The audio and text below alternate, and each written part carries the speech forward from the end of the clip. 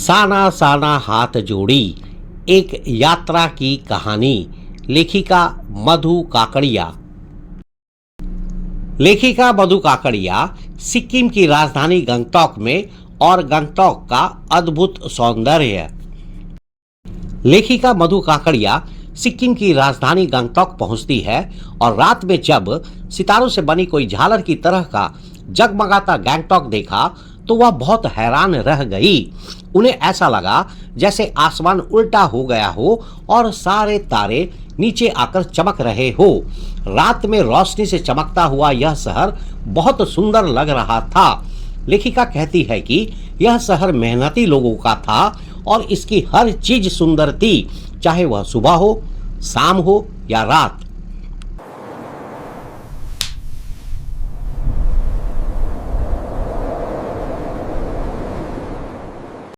अगली सुबह मौसम साफ और अच्छा होने के बाद भी आसमान में बादल छाए हुए थे, इसलिए लेखिका मधु काकड़िया को कंचनजंगा दिखाई नहीं दी, पर सामने ही तरह तरह के रंग बिरंगे सुंदर फूल दिखाई दिए, जिससे ऐसा लगा जैसे कि वह किसी फूलों के बगीचे में आ गई हो। इसी जगह पर लेखिका मधु काकड़िया ने एक नेपाली लड़की से एक प्रार्थना सीखी थी। साना साना हाथ जोड़ी, गर्दहूं प्रार्थना, हामरो जीवन तिमरो कासेली, जिसका अर्थ है मैं छोटे छोटे हाथ जोड़कर प्रार्थना करती हूँ कि मेरा सारा जीवन अच्छाई करने में बीते। यूं तो लेखिका को शहर से दूर दूर की यात्राएं करना अच्छा लगता था, लेकिन वह बर्फ देखने के लिए भी बहुत उत्सुक थी, जिसके कारण वह अपने दोस्त मनी और अन्य साथियों के साथ युमथांग की यात्रा पर चल पड़ती है। उनके साथ एक ड्राइवर और गाइड था जिसका नाम जितेन नॉर्गे था। गंगटोक से आगे का सफर सफेद सफेद पताकाएं, व्हाइट झंडे, रंगीन पताकाएं, कलर्ड झंडे और बौद्ध धर्म चक्र, बुद्धिस्ट प्रेयर व्हील। गंगटोक से आगे लेखिका मधु काकड़िया को रास्ते में पाइन और धूपी के बहुत सारे ऊंचे ऊंचे पेड़ दिखे, जिनकी पत्तियां नुकीली थी। ये पेड़ बहुत सुंदर लग रहे थे। थोड़ा आगे लेखिका मधु काकड़िया को एक लाइन में लगी हुई सफेद पताकाएं, व्हाइट झंडे दिखाई देती है। ये शांति और अहिंसा का प्रतीक है।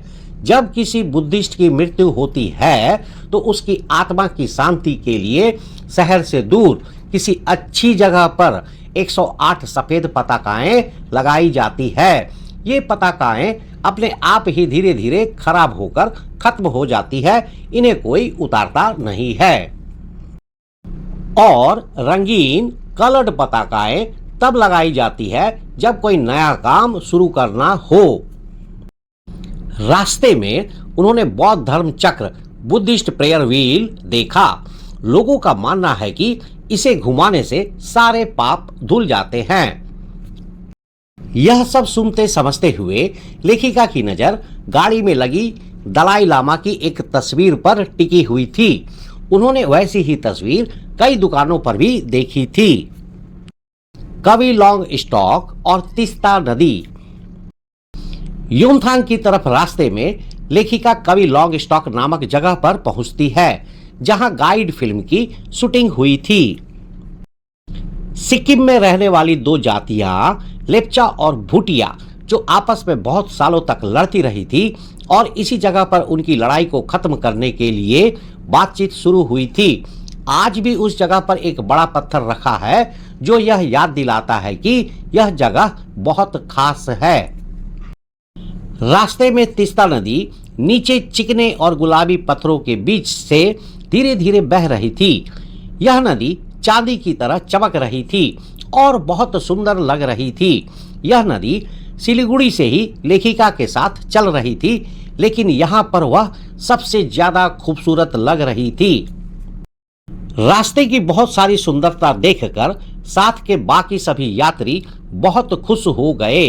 वे सब मिलकर जोर जोर से गाना गा रहे थे। सुहाना सफर और ये मौसम हंसी, 7 सिस्टर्स वाटरफॉल और मेहनत कश महिलाएं। आगे रास्ते में एक बहुत ऊंचाई से तेजी से झरना गिर रहा था। वह झरना इतना तेजी से गिर रहा था कि उसके पानी से झाग बन रहा था। इस झरने का नाम सेवन सिस्टर वाटरफॉल था। जैसे ही गाड़ी रुकी, सभी लोग अपनी अपनी कैमरे से तस्वीरें लेने लगे। सब लोग उस सुंदर पल को अपने कैमरे में कैद करना चाहते थे। लेकिन लेखिका चुपचाप बैठी झरने की आवाज सुन रही थी, जो उन्हें संगीत जैसी लग रही थी। कुछ देर बाद उन्होंने बहते हुए पानी में अपने पैर डाले। पानी इतना ठंडा था कि उनका पूरा मन भीग गया। उनका मन खुशी से भर गया। उनका मन हुआ कि वह हमेशा के लिए ऐसे ही बैठी रहे और झरने की आवाज सुनती रहे। लेकिन उनके गाइड जितेन ने उन्हें आगे चलने के लिए कहा, जबकि लेखिका को आगे चलने के लिए थोड़ी भी इच्छा नहीं हो रही थी। पहाड़ों में मौसम बहुत तेजी से बदलता है, ऐसा जैसे कि किसी ने जादू की छड़ी घुमा दी हो। मतलब कि लेखिका को जो भी सुंदर नज़ारे, पहाड़, पेड़, फूल दिख रही थी, वे अचानक बादलों और धुंध से ढक गए। अब वहां सिर्फ पहाड़ नहीं, बल्कि दो अलग अलग दिशाओं से आते हुए बादलों के पहाड़, छाया पहाड़ दिख रहे थे। गाड़ी थोड़ी देर के लिए रुक गई थी। लेखिका ने गर्दन घुमाकर देखा तो उन्हें ऐसा लगा जैसे हर तरफ स्वर्ग बिखरा पड़ा हो। जहां तक उनकी नजर जाती थी, सिर्फ सुंदरता ही सुंदरता थी। वहां उन्हें बहुत सुंदर पहाड़, झरने, फूल और घाटियां दिखाई दे रही थी। वहीं कहीं पर एक जगह लिखा था, थिंक ग्रीन। उसी रास्ते में उन्होंने देखा कि जहां पहाड़ों में बहुत सुंदरता थी, वहीं भूख और जीने के लिए एक लड़ाई भी थी। औरतें अपने बच्चों को पीठ पर एक बड़ी टोकरी में बांधकर पत्थरों पर बैठी पत्थर तोड़ रही थी। सीमा सड़क संगठन बॉर्डर रोड ऑर्गेनाइजेशन के एक कर्मचारी ने बताया कि ये औरतें रास्तों को चौड़ा कर रही है। उसने यह भी बताया कि यह काम बहुत खतरनाक है और पिछले महीने एक मजदूर की जान भी चली गई थी। रास्ता बनाने के लिए पहले डायनामाइट से पत्थरों को उड़ाते हैं, फिर बड़े बड़े पत्थरों को तोड़कर छोटे पत्थर बनाए जाते हैं। अगर थोड़ी सी भी गलती हो जाए तो सीधा खाई में गिर जाते हैं। इसी संदर्भ में उन्हें पलामू और गुमला की आदिवासी औरतों की याद आई, जिनकी जिंदगी भी ऐसी ही कठिन थी। वहां भी आदिवासी औरतें अपने बच्चों को कपड़े से पीठ पर बांधकर पत्तों की तलाश में घूमती थी। जब लेखिका वापस अपनी गाड़ी की तरफ जा रही थी, तब उन्होंने देखा कि वे सभी औरतें किसी बात पर बहुत जोर से हंस रही थी। उनकी हंसी देखकर लेखिका को लगा जैसे सारी दुनिया में खुशी भर गई हो। उनकी हंसी से वह टूटी फूटी जगह भी ताजमहल जैसी सुंदर लगने लगी थी। लेखिका कहना चाहती है कि मेहनती और गरीब लोगों की जिंदगी हर जगह एक जैसी होती है। दुनिया में कुछ लोगों के पास सब कुछ होता है, जबकि ज्यादातर लोगों को बहुत दुख और कमी झेलनी पड़ती है। वह यह दिखाना चाहती है कि सुंदरता के पीछे भी बहुत मेहनत और संघर्ष छिपा होता है। तीखे मोड़, हेयर पिन बेंड और बच्चों का जीवन। आगे के रास्ते में बहुत सारे तीखे मोड़, हेयर पिन बेंड आए। लेखिका ने देखा कि 7-8 साल के बच्चे 3 से 3.5 किलोमीटर चलकर स्कूल जा रहे थे। ये बच्चे सिर्फ पढ़ते ही नहीं हैं, शाम को वे घर के कामों में भी अपनी माँ की मदद करते थे। वे अपनी माँ के साथ मवेशी चराते हैं, पानी भरते हैं और जंगल से लकड़ी के भारी गट्ठर भी ढोते हैं। जितेन ने बताया कि उसने खुद भी बचपन में ऐसे ही काम किए थे। इससे हमें पता चलता है कि पहाड़ों के बच्चों की जिंदगी कितनी मुश्किल होती है। वे पढ़ाई के साथ साथ घर के कामों में भी अपने परिवार की मदद करते हैं। सफर अब धीरे धीरे और भी मुश्किल होने लगा था। रास्ते बहुत पतले हो गए थे। ऐसा लगता था जैसे रास्तों को सिर्फ गाड़ी के लिए ही बनाया गया हो। अगर थोड़ी सी भी गलती हो जाती तो गाड़ी सीधे गहरी खाई में गिर सकती थी। इन खतरनाक रास्तों पर जगह जगह पर कुछ चेतावनी लिखी हुई थी ताकि ड्राइवर सावधान रहे। एक जगह तो लिखा था, धीरे चलाएं, घर में बच्चे आपका इंतजार कर रहे हैं। Drive slowly, children are waiting for you at home. Yak, चाय के बागान और लायुंग बस्ती। लेखिका मधु काकड़िया कहती है कि लेखिका और उनके साथी थोड़ा और आगे गए तो उन्हें रास्ते में एक और चेतावनी दिखाई दी। उस पर लिखा था, सावधान रहे, यहाँ आदमखोर जानवर है। Be care, man eater around. वे थोड़ा डर गए, लेकिन उन्हें कोई खतरनाक जानवर नहीं दिखा। वहां तो काले काले बहुत सारे याक थे जो दूध देने वाले जानवर थे। उनके शरीर पर घने घने बाल थे जो उन्हें पहाड़ों की बर्फ और ठंड से बचाते थे। रास्ते में लेखिका शाम के सुंदर नजारे के बारे में बताती है। शाम हो रही थी और सूरज ढल रहा था। कुछ औरतें अपनी गायों के साथ घर लौट रही थी। कुछ के सिर पर लकड़ियों के भारी गट्ठर थे। उनकी जीप चाय के बागानों से गुजरी। वहां नीचे हरे भरे चाय के बागानों में कई लड़कियां बोकू, सिक्किम की पोशाक पहने हुए चाय की पत्तियां तोड़ रही थी। उनके चेहरे मेहनत के कारण गुलाबी और चमक रहे थे।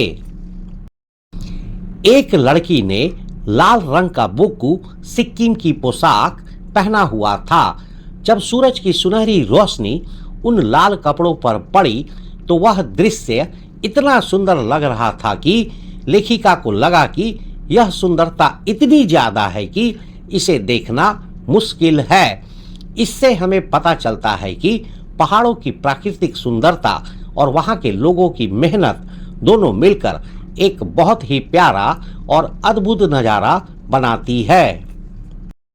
यूमथांग नाम की जगह पर पहुंचने के लिए रात में लायुंग नाम की जगह पर रुकना था। लायुंग एक बहुत ही छोटी और शांत बस्ती थी जो पहाड़ों के नीचे बसी हुई थी। वहां शहर की भागदौड़ बिल्कुल नहीं थी। उन्हें लगा जैसे वहां की जिंदगी आराम से सो रही हो। लायुंग बस्ती में एक दिन। लायुंग की शाम। वहां शाम के समय लेखिका मधु काकड़िया तीस्ता नदी के पास पत्थरों पर बैठ जाती है और चारों तरफ शांत और सुंदर माहौल को महसूस करती है। लेखिका को यहाँ बैठकर एक बहुत बड़ी सीख मिलती है। लेखिका कहती है कि हम जैसे इंसानों ने प्रकृति के इस तालमेल के साथ बहुत खिलवाड़ किया है, जो कि एक बहुत बड़ी गलती है। वे महसूस करती है कि हिमालय उनके लिए अब सिर्फ एक सुंदर कविता नहीं बल्कि जीवन जीने का एक तरीका, दर्शन बन गया है।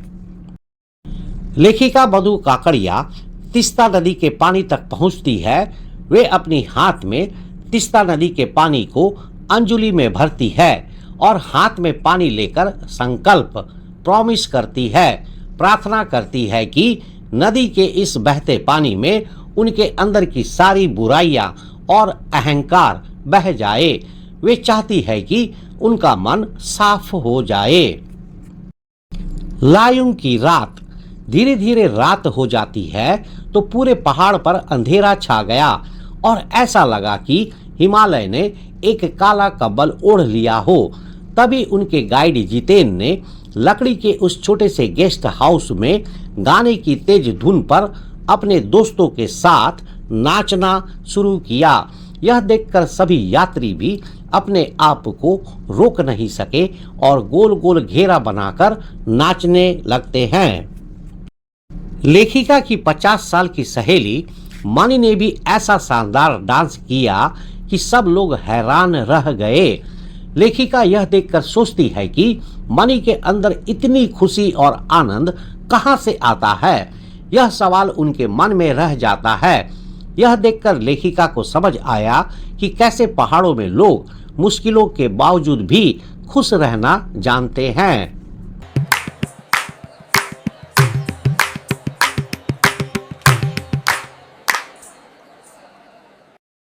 लायुंग की सुबह बहुत ही शांत और सुंदर थी।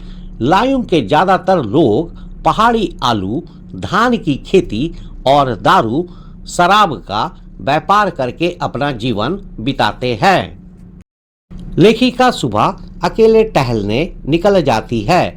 वह सोचती है कि यहाँ उन्हें बर्फ देखने को मिलेगी, क्योंकि वे समुद्र तल से 14,000 फीट की ऊंचाई पर थी। लेकिन अप्रैल की शुरुआत में भी वहां बर्फ का एक टुकड़ा भी नहीं था, जिससे वह निराश हो गई। कटाओ भारत का स्विट्जरलैंड के बारे में जानकारी और पता चलना। लायुंग में घूमते हुए लेखिका मधु काकड़िया को एक सिक्किमी युवक मिलता है। वह युवक लेखिका को बताता है कि पॉल्यूशन की वजह से बर्फबारी, स्नोफॉल लगातार कम हो रही है। लेकिन अगर वे कटाव नाम की जगह पर जाएं तो उन्हें वहां यकीनन बर्फ देखने को मिलेगी। वह युवक बताता है कि कटाव को भारत का स्विट्जरलैंड कहा जाता है। यह जगह अभी तक ज्यादा मशहूर नहीं हुई है, इसलिए यह अभी भी अपने प्राकृतिक नेचुरल रूप में है। कटाव लायुंग से 500 फीट ज्यादा ऊंचाई पर था और वहां पहुंचने में लगभग 2 घंटे लगते थे। जब वह युवक लेखिका से बातें कर रहा था तो उसकी पत्नी उन्हें उत्सुकता से देख रही थी। तभी एक गाय आती है और बाहर रखे एक थैले से उसका महुआ खा जाती है। युवक की पत्नी प्यार भरी डांट के साथ गाय को भगा देती है। यह छोटी सी घटना वहां के लोगों की सादगी और उनके जीवन को भी दिखाता है। कटाव भारत का स्विट्जरलैंड। लेखिका मधु काकड़िया ने डिसाइड किया कि वे लोग कटाव जाएंगे और बर्फ से भरी वादियों को देखेंगे, और वे लोग अपनी यात्रा में कटाव की तरफ बढ़ चले। सब बहुत जोश और मजे में थे। अब उनका सफर कटाव की तरफ था। कटाव जाने का रास्ता बहुत मुश्किल और खतरनाक था। उस पर बारिश और चारों तरफ धुएं जैसा भी थी। चारों तरफ सिर्फ बादल ही बादल थे। पहाड़, पेड़ और आसमान सब कुछ बादलों से ढका हुआ था। ड्राइवर और गाइड, जिसका नाम जितेन नॉर्गे था, अपनी समझ और अंदाज से ही गाड़ी चला रहा था। तभी उन्होंने एक वार्निंग देखी, जिस पर बड़े बड़े अक्षरों में लिखा था, if you are married, divorce speed. थोड़ी देर बाद उन्होंने एक और चेतावनी देखी, दुर्घटना से देर भली, सावधानी से मौत टली। यह सब देखकर सब लोग समझ गए कि यह रास्ता कितना खतरनाक है और उन्हें कितना सावधान रहना चाहिए। लगभग आधे रास्ते के बाद चारों तरफ फैली धुंध हट गई। जैसे ही धुंध हटी, सब लोगों के बीच जो डर और खामोशी थी वह भी खत्म हो गई। जितेन खुशी से चिल्लाकर कहने लगा कि कटाव तो भारत का स्विट्जरलैंड है। लेकिन मधु काकड़िया की सहेली मनी, जो पहले स्विट्जरलैंड घूम चुकी थी, उन्होंने तुरंत जितेन की बात का जवाब दिया। उन्होंने कहा कि स्विट्जरलैंड भी इतनी ज्यादा ऊंचाई पर नहीं है और ना ही कटाव जितना सुंदर है, जिसका मतलब था कि मनी को कटाव स्विट्जरलैंड से भी ज्यादा खूबसूरत लगा। बर्फ की पहली झलक। लेखिका मधु काकड़िया और उनके साथी कटाव के पास पहुंच रहे थे। दूर से ही उन्हें बर्फ से ढके पहाड़ दिखने लगे। पास के पहाड़ आधे हरे और आधे काले दिख रहे थे, जैसे किसी ने उन पर पाउडर छिड़क दिया हो। जितेन बहुत खुश होकर कहता है कि यह बर्फ बिल्कुल ताजा है और लगता है कि यह रात में गिरी है। जब वे थोड़ा और आगे बढ़ते हैं तो उन्हें पूरी तरह से बर्फ से ढके पहाड़ दिखाई देते हैं। यह बर्फ साबुन के झाग की तरह चारों तरफ फैली हुई थी। अचानक जितेन ने लेखिका मधु काकड़िया से पूछा कि उन्हें कैसा लग रहा है। लेखिका ने जवाब में नेपाली भाषा में कहा, राम रोचो, जिसका मतलब होता है अच्छा है। यह सुनकर जितेन बहुत खुश हो गया। वह उछल पड़ा और गर्व से उसकी आंखें चमक उठी। उसे बहुत अच्छा लगा कि लेखिका ने उसकी भाषा में जवाब दिया है। और ठीक उसी समय एक चमत्कार की तरह हल्की हल्की बर्फ गिरने लगी। यह बर्फ इतनी बारीक थी कि वह महीन मोतियों जैसी लग रही थी। चारों तरफ फैली हुई बर्फीली सुंदरता ने ड्राइवर जितेन के मन को भी छू लिया था। वह इस खूबसूरती से इतना खुश हुआ कि वह झूमकर एक नेपाली गाना गाने लगा। तिम्रो माया सेंधे मलाई सताउँछ, जिसका मतलब था तुम्हारा प्यार मुझे सदैव रुलाता है। ऐसा लग रहा था मानो वह खुशी और प्रेम की भावना से भर गया हो। सभी यात्री जीप से उतरकर बर्फ में खेलने लगे थे। यहाँ बर्फ बहुत ज्यादा थी, जो घुटनों तक गहरी और बहुत नरम थी। आसमान और बर्फ से ढके पहाड़ इतने करीब लग रहे थे कि मानो एक हो गए हो। बहुत से लोग इस खूबसूरत पल को कैमरे में कैद करने के लिए बर्फ पर लेटकर तस्वीरें ले रहे थे। बर्फ की वजह से लेखिका मधु काकड़िया के पैर ठंडे होकर झनझना रहे थे, लेकिन उनका मन बहुत खुश था। उनके भीतर जैसे खुशी की एक नई लहर दौड़ गई थी। उनकी बहुत इच्छा थी कि वह भी बर्फ पर लेटकर इस खूबसूरत नज़ारे का पूरा मजा ले, लेकिन उनके पास बर्फ पर पहनने वाले जूते नहीं थे। वह उन्हें किराए पर लेना चाहती थी, पर उन्हें याद आया कि कटाओ, युमथांग और झांगू लेक की तरह कोई मशहूर पर्यटक स्थल, टूरिस्ट स्पॉट नहीं है, इसलिए वहां एक भी दुकान नहीं थी। आखिरकार उन्हें अपनी इस इच्छा किराए पर जूते को मन में ही दबाना पड़ा। लेखिका मधु काकड़िया फोटो खिंचवाने के बजाय उस सारे खूबसूरत नज़ारे को अपनी आंखों और दिमाग में बसा रही थी, ताकि शहर वापस जाकर वह इसे याद कर सके। इन बर्फीले पहाड़ों को देखकर लेखिका को अपने मन में बहुत शांति महसूस हुई और उन्हें लगा कि वे किसी पुरानी पवित्र जगह पर आ गई है।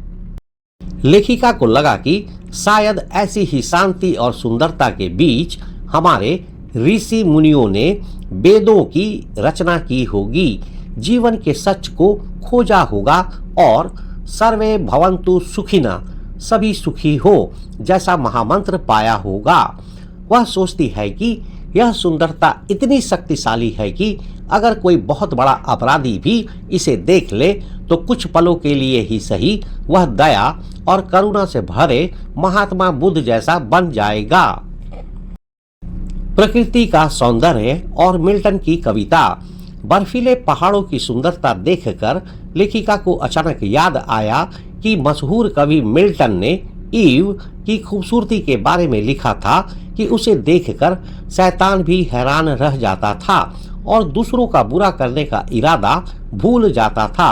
इस बात को याद करके लेखिका ने अपनी सहेली मनी से पूछा कि क्या उसने वह कविता पढ़ी है। प्रकृति की अद्भुत जल संचय व्यवस्था, नेचर वाटर कंजर्वेशन सिस्टम। लेखिका की सहेली मनी उस समय किसी और ही सोच में डूबी हुई थी। वह एक दार्शनिक की तरह सोचने लगी और कहने लगी कि ये बर्फ से ढके पहाड़ पूरे एशिया के लिए पानी के खंभे, जल स्तंभ, वाटर पिलर है। मनी ने बताया कि प्रकृति कितनी समझदारी से काम करती है। सर्दियों में वह बर्फ के रूप में पानी इकट्ठा कर लेती है और जब गर्मियों में पानी की कमी होती है तो यही बर्फ पिघलकर नदी नालों में बहने लगती है, जिससे हमारे सूखे गले को राहत मिलती है। वह यह सब देखकर प्रकृति के पानी बचाने के इस अद्भुत तरीके पर हैरान रह जाती है। मनी बर्फ से ढके पहाड़ों और नदियों की सुंदरता देखकर इतनी भावुक हो गई कि उन्होंने अपना सिर झुकाकर कहा कि इन नदियों और पहाड़ों का हम पर बहुत बड़ा एहसान है। लेखिका भी इस सपने जैसी सुंदरता को देखकर सोच रही थी कि यह दुनिया कितनी खूबसूरत है, लेकिन तभी अचानक उनके मन में उदासी छा गई। उन्हें उन पहाड़ी महिलाओं का ख्याल आया जो मेहनत और लगन से पत्थरों को तोड़ती है और बहुत मेहनत करती है।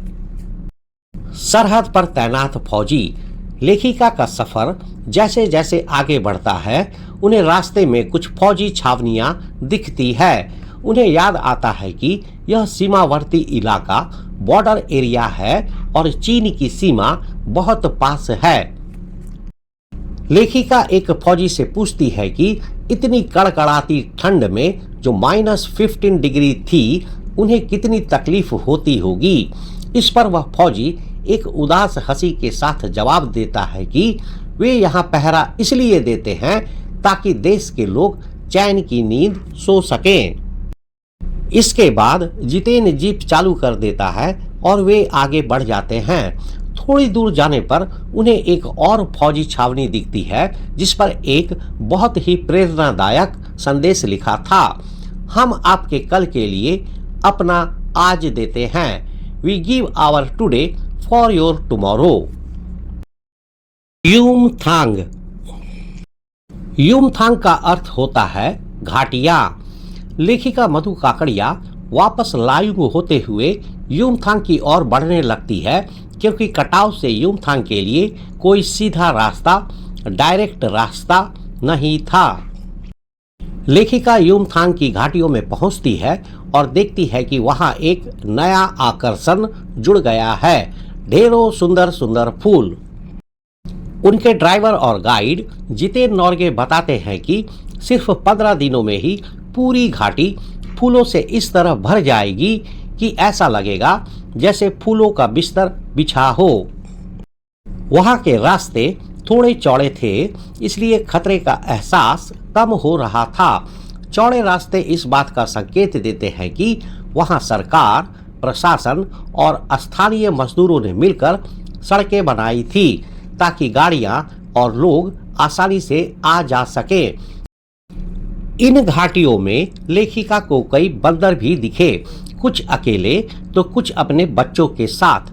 बंदरों की मौजूदगी भी यही बताती है कि वहां पर्यटकों का, टूरिस्टों का आना जाना लगा रहता था। बंदर अक्सर उन जगहों पर रहते हैं जहां उन्हें सैलानियों से खाने पीने की चीजें आसानी से मिल जाती है। इस तरह हम कह सकते हैं कि कटाव की तुलना में युमथांग एक ज्यादा विकसित पर्यटन स्थल, टूरिस्ट स्पॉट था जहां लोग हमेशा नियमित रूप से रेगुलरली आते जाते रहते थे। लेखिका की जीप एक बेहद खूबसूरत रास्ते से होते हुए युमथांग पहुंची। इस रास्ते में उन्होंने घाटी, वादियों, पहाड़ों और बादलों की लुका छिपी को देखा। उनकी जीप रास्ते में पहाड़ी कबूतरों को उड़ाती युमथांग पहुंची। परंतु लेखिका की जीप जब युमथांग पहुंची तो थोड़ी निराश हुई। ऐसा इसलिए हुआ क्योंकि उन्होंने इससे पहले कटाव की बर्फीली चोटियों को देखा था जो बहुत ही शानदार थी। उन चोटियों की सुंदरता के आगे युमथांग उन्हें थोड़ा कम सुंदर लगा। इस अनुभव से लेखिका को एक बहुत गहरी बात समझ में आई। उन्हें यह एहसास हुआ कि किसी भी जगह तक पहुंचने से ज्यादा मजा और रोमांच उस रास्ते में होता है जो हमें मंजिल तक ले जाता है। यानी असल खुशी और मजा मंजिल में नहीं बल्कि वहां तक पहुंचने के सफर में होता है। लेखिका मधु काकड़िया जब युमथांग में चिप्स बेच रही एक सिक्किमी युवती से मिलती है और उससे पूछती है कि क्या वह सिक्किमी है, तो युवती जवाब देती है कि वह इंडियन है। यह सुनकर लेखिका को बहुत खुशी होती है। यह दिखाता है कि सिक्किम के लोग अब खुद को भारत का हिस्सा मानते हैं और इस बात से बहुत खुश हैं और इस पहचान पर गर्व महसूस करते हैं। पहले सिक्किम एक अलग देश था। सिक्किम भारत में 16 मई 1975 को मिल गया था। पहले वहां पर्यटन इतना नहीं था, लेकिन जब सिक्किम भारत का हिस्सा बना तो सिक्किम के लोग भारतीय संस्कृति और समाज में बहुत अच्छे से घुल मिल गए। अब यह बिल्कुल भी नहीं लगता कि सिक्किम कभी भारत का हिस्सा नहीं था। एक पहाड़ी कुत्ता। लेखिका मधु काकड़िया की जीप को देखकर एक पहाड़ी कुत्ता रास्ते में आ गया। उनकी दोस्त बनी ने बताया कि ये कुत्ते भौंकते नहीं हैं, ये केवल चांदनी रात में ही भौंकते हैं। इससे पता चलता है कि पहाड़ी कुत्तों का व्यवहार सामान्य कुत्तों से अलग होता है, वे दिन में नहीं भौंकते। मणि की यह बात सुनकर लेखिका बहुत हैरान और अविश्वास में थी। उन्हें यह सुनकर आश्चर्य हुआ कि क्या समुद्र की तरह पूर्णिमा की चांदनी का असर कुत्तों पर भी होता है, जिससे उनकी इच्छाएं या भावनाएं जाग जाती है और वे भौंकने लगते हैं। उन्होंने चांदनी रात का संबंध समुद्र में आने वाले ज्वार भाटे टाइड्स से जोड़ा और सोचा कि शायद चांद की रोशनी का असर इन कुत्तों की भावनाओं पर भी होता है। यह हमें सिखाती है कि प्रकृति में हर जीव का अपना एक खास व्यवहार होता है। बहुत सारी कहानियां और जानकारियां। अब लेखिका मधु काकड़िया युमथांग से वापस सिक्किम गंगटोक की तरफ लौट रही थी तो उनकी जीप में बैठा ड्राइवर और गाइड, जिसका नाम जितेन नॉर्गे था, वह उन्हें रास्ते में बहुत सारी कहानियां और जानकारियां बता रहा था। जितेन ने उन्हें बताया कि रास्ते में एक पत्थर है जिस पर गुरु नानक जी के पैरों के निशान हैं। जितेन ने एक और कहानी बताई कि एक बार गुरु नानक जी की थाली से थोड़े से चावल छिटक कर बिखर कर गिर गए थे। जिस जगह पर वे चावल गिरे थे वहां अब चावल की खेती होती है। इससे पता चलता है कि सिक्किम में कई धार्मिक मान्यताएं और कहानियां प्रचलित हैं जिनका संबंध महान संतों से है। यह दिखाता है कि जितेन को सिर्फ रास्ते और जगहों की जानकारी नहीं थी, बल्कि उसे वहां की स्थानीय कहानियों और मान्यताओं का भी ज्ञान था। जितेन नॉर्गे ने थोड़ी दूर जाने के बाद फिर से उंगली का इशारा करते हुए कहा, मैडम, इसे खेदुम कहते हैं। यह लगभग 1 किलोमीटर का इलाका है और यहाँ देवी देवताओं का वास होता है। जो यहाँ गंदगी फैलाएगा वह मर जाएगा। यह सुनकर लेखिका ने पूछा, तो क्या तुम लोग पहाड़ों पर गंदगी नहीं फैलाते? जितेन ने अपनी जीभ बाहर निकालकर हैरानी से जवाब दिया, नहीं मैडम, हम पहाड़, नदी और झरनों की पूजा करते हैं। अगर हम इन्हें गंदा करेंगे तो हम मर जाएंगे। इसके बाद लेखिका ने कहा, तभी तो गंगटोक इतना सुंदर है। जितेन ने लेखिका को सही करते हुए कहा, मैडम, इसे गंगटोक नहीं गंतोक कहिए। इसका असली नाम गंतोक है, जिसका मतलब है पहाड़। जब लेखिका मधु काकड़िया कुछ और पूछना चाहती थी तभी जितेन ने फिर से बोलना शुरू कर दिया। उसने बताया, मैडम, युमथांग भी पहले टूरिस्ट स्पॉट नहीं था। सिक्किम के भारत में मिलने के कई सालों बाद भारतीय सेना के कैप्टन शेखर दत्ता के दिमाग में यह विचार आया कि यहाँ सिर्फ सैनिकों को रखकर क्या होगा। घाटियों के बीच रास्ते निकालकर इसे एक पर्यटन स्थल, टूरिस्ट स्पॉट बनाया जा सकता है। जितेन ने यह भी कहा, आप देखिए, अभी भी यहाँ रास्ते बन रहे हैं। यह दिखाता है कि युमथांग अभी भी विकास कर रहा है और नए रास्ते लगातार बन रहे हैं। लेखिका मधु काकड़िया मन ही मन सोचती है, हाँ, रास्ते अभी भी बन रहे हैं, नई नई जगहों की खोज अभी भी चल रही है। शायद इंसान की इसी कभी ना खत्म होने वाली खोज का नाम ही सुंदरता है। इसके बाद जीप आगे बढ़ जाती है। यह बताता है कि यात्रा का मतलब सिर्फ एक जगह पर पहुंचना नहीं है, बल्कि नई जगहों की खोज करना और उस खोज की प्रक्रिया, प्रोसेस को समझना भी है।